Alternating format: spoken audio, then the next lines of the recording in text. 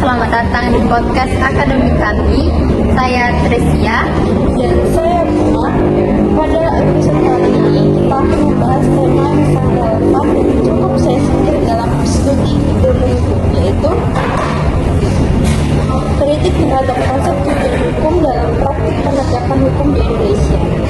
Kalau kita belajar teori hukum, kita selalu diajarkan bahwa hukum memiliki tujuan yang luhur, menciptakan keadilan, menjamin kepastian hukum, dan memberikan kemanfaatan bagi masyarakat. Namun, dalam realitas sosial, muncul pertanyaan besar. Mengapa hukum terasa berbeda bagi kelompok sosial tertentu? Mengapa kasus kecil bisa diproses cepat, tetapi kasus besar berjalan lambat? Apakah tujuan hukum benar-benar terwujud atau hanya identitas normatif?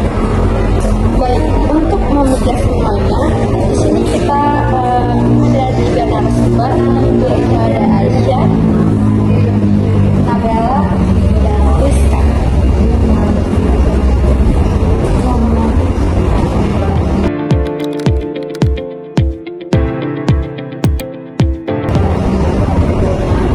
Baik, pada Nabela, kita mulai dari teori klasik dulu. Bagaimana sebenarnya para ahli merumuskan tujuan hukum?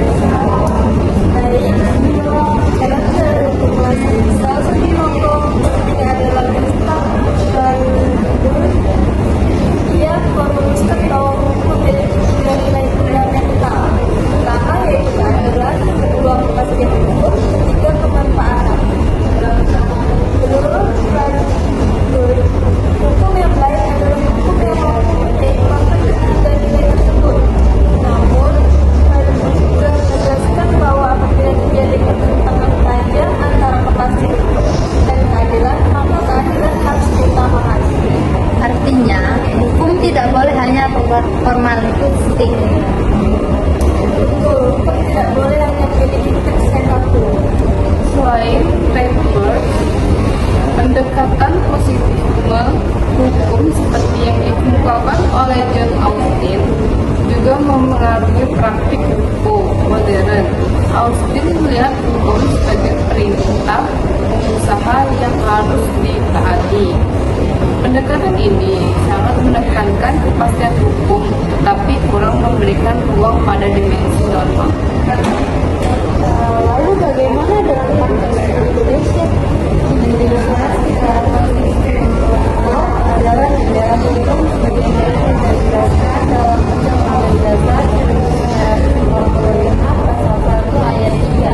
Artinya semua tindakan pemerintahan harus berdasarkan hukum. Namun negara hukum Indonesia juga berasaskan Pancasila yang menekankan keadilan sosial. Jadi sebenarnya konsep kita bukan hanya legalistik tetapi juga moral dan sosial.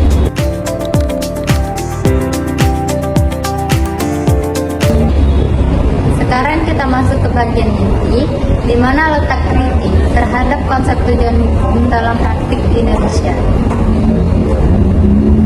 Kritik pertama adalah definisi kepastian hukum formal. Banyak aparat lebih fokus pada kategori definisi keadilan. Katanya itu mereka semua unsur delik tertentu, yaitu proses hukum berjalan, tetapi konsep sosial sering diabaikan. Selanjutnya, jadi hukum berjalan sesuai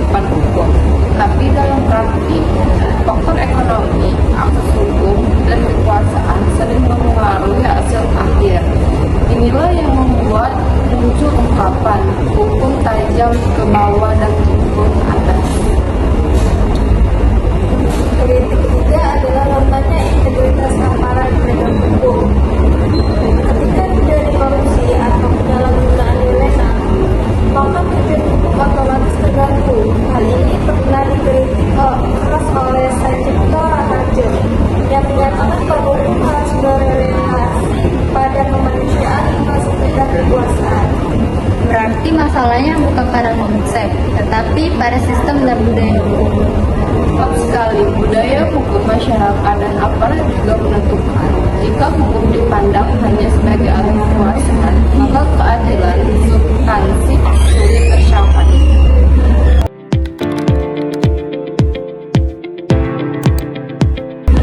Lalu, agar lebih konkret, mari kita bahas contoh kasus nyata ya.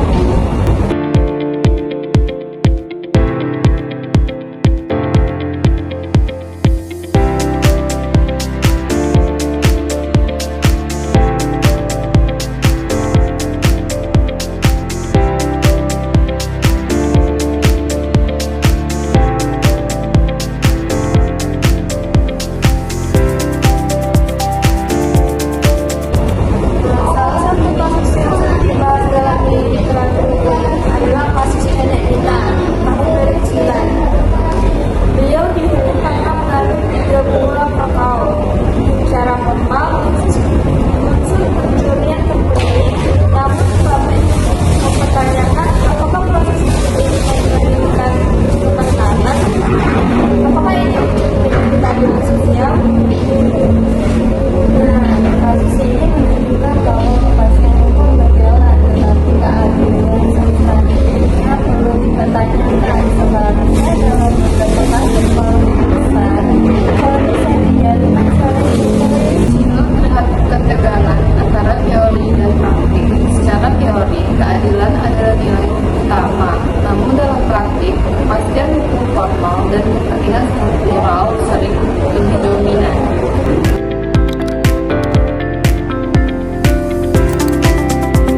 Kalau begitu, apakah kita bisa mengatakan bahwa tujuan hukum itu gagal? tidak sepenuhnya gagal, tapi belum optimal. Misalnya pada inkonsistensi tertentu, keintervensi politik, lemahnya pengawasan, merupakan akses keadilan. Solusi yang bisa ditawarkan yaitu antara lain 1. Informasi kelembagaan keadilan, 2. Transparansi dan akuntabilitas, yang ketiga penguatan keadilan restoratif, dan yang keempat pendidikan hukum berbasis etika. Hukum harus lebih responsif terhadap nilai sosial, hanya menjadi alat formalitas, maka masyarakat akan kehilangan kepercayaan dan ketika legitimasi hilang, tidak lagi efektif.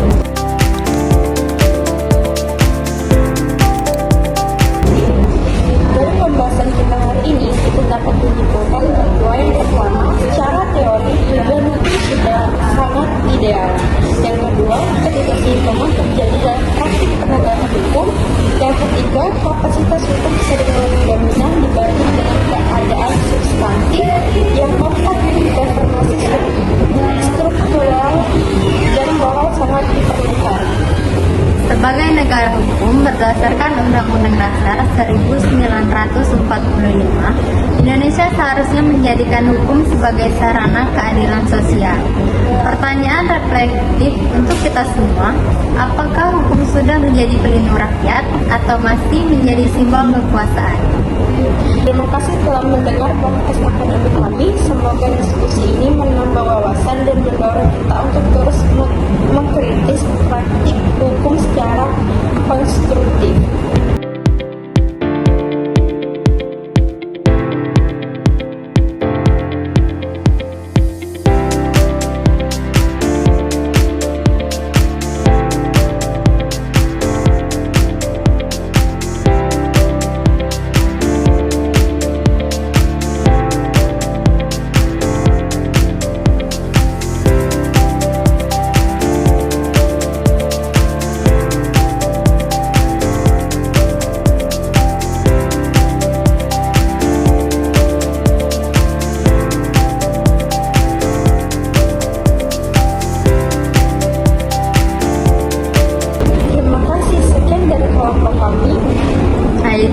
makan kepiting. Thank you for watching. Bye. Behind the Scene.